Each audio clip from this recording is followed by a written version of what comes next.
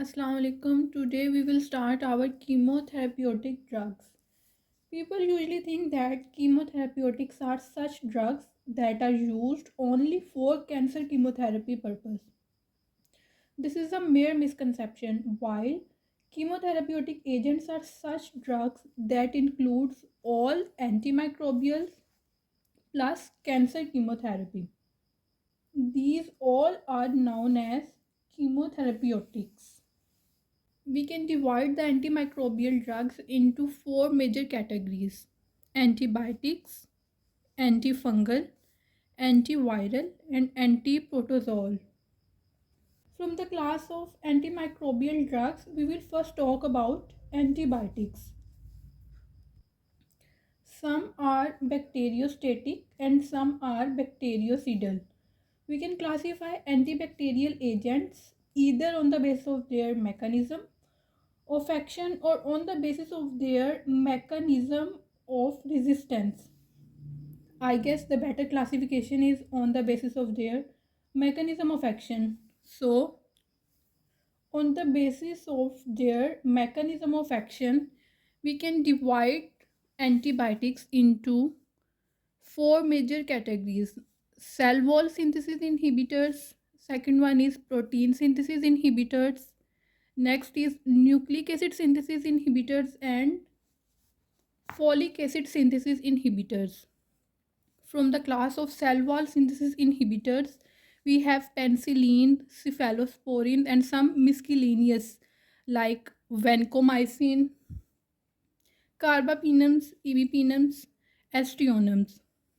From protein synthesis inhibitors, we have aminoglycosides, tetracycline, macrolides, chloramphenicol, streptogramins, and linezolid.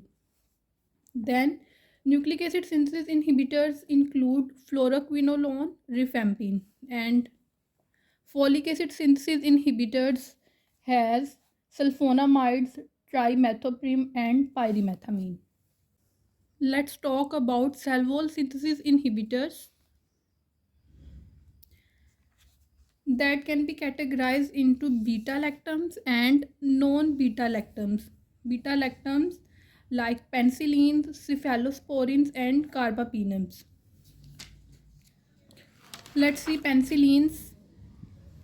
Bacterial cell wall contains polymers of polysaccharides and pentapeptides that are cross-linked with each other. So the mechanism of action of penicillin is that the final step in cell wall synthesis is cross-linking through transpeptidation reaction, and penicillin interacts with plasma binding proteins in order to inhibit this transpeptidation. We just see the mechanism of action of penicillin. Let's see how microbes produce resistance against penicillins. So, the mechanism of resistance is structural changes in plasma binding proteins, like we have methicillin resistance Staph aureus, penicillin resistance pneumococci. Then we have penicillinase. As we just see the structure that penicillins have beta lactam ring.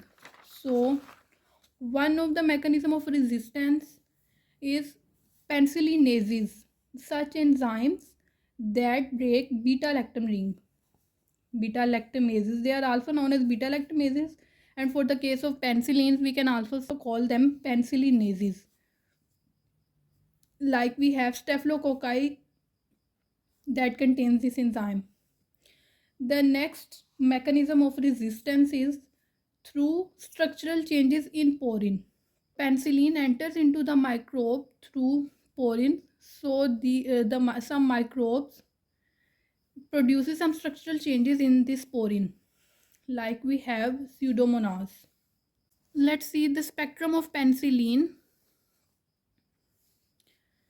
We can divide the penicillin into four major categories, like very narrow spectrum penicillin, broad spectrum, and very broad spectrum. Very narrow spectrum penicillin This class include anti-staph penicillins, like we have oxacillin, nafcillin, and methicillin. Their spectrum is, as the name shows, staphylococci, but not MRSA. Next one is narrow spectrum penicillin, which includes natural penicillin like penicillin G and penicillin V. Their clinical use is against streptococci, pneumococci, and treponema. More specifically, penicillin G is a drug of choice for syphilis, and penicillin V, it is an oral drug used in oropharyngeal infection. Next is broad spectrum penicillins, which contains aminopenicillins like amoxicillin and ampicillin. They act against gram-positive cocci, Listeria, E. coli, Borrelia, and H. pylori. Next one is very broad spectrum penicillins like anti-pseudomonal penicillins. They have action against gram-positive cocci, gram-negative rods, and as their name shows, pseudomonas. This class includes piperacillin and ticarcillin. All of these are beta-lactamase sensitive, excluding this category. Anti-staph penicillins are beta-lactamase resistance. Except this, all of these are beta-lactamase sensitive. Only this one is beta-lactamase resistant. We can enhance the activity with beta-lactamase inhibitor. As I just said that most of these drugs are beta-lactamase sensitive. So in combination of penicillinase inhibitors, we can enhance their spectrum, we can enhance their activity. These penicillinase inhibitors include sulbactam, tazobactam, and clavulanic acid. Let's see the pharmacokinetics of penicillins. They are very resistant to gastric acid and so have variable bioavailability. Parenteral formulation of ampicillin, piperacillin, and ticarcillin are available for injection. And as we have just seen in natural penicillin, penicillin V, we have just discussed that penicillin V is an oral drug. Penicillins are polar compounds. They are not metabolized extensively. For excretion, they are excreted unchanged in urine. Most of the penicillins are excreted through tubular secretion.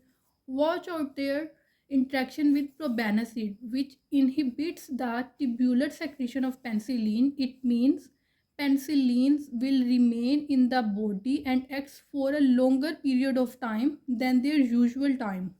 The mechanism through which penicillins are excreted is glomerular filtration. So, dose reduction is needed if the patient has major renal dysfunctions because they are majorly excreted through kidney by glomerular filtration or by tubular secretion. Nafcillin and oxacillin, both of these are eliminated in bile.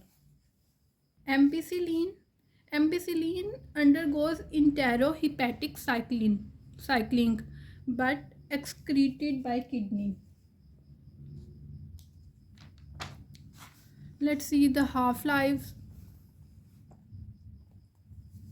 Plasma half-lives of most penicillins ranges from 30 minutes to 1 hour. Procaine and benzathine both are penicillin G, which is administered intramuscularly. It has long half-life. The reason is because active drug is released very slowly into bloodstream. That's why penicillin G have long half-life. Most penicillins cross blood brain barriers only when meninges are inflamed. Let's talk about their toxicity. Number one is hypersensitivity. Otical skin rash is common, but severe reactions are also possible, like anaphylaxis. If a person is allergic to one type of penicillin, avoid using all other penicillins too, because cross allergenicity is present between individual penicillins. And as we have just discussed about severe hypersensitivity reaction as a side effect of penicillin, we can't put patient at a risk of anaphylaxis. Next we have GI distress, like nausea, vomiting. We also see Jarisch Hersheimer reaction in treatment of syphilis. It is a febrile syndrome that involves fever, chills, flushing, and hyperventilation. Due to these symptoms, people may think that choice of antibiotic for the treatment of syphilis isn't correct. But Jarisch Hersheimer reaction is not a side effect.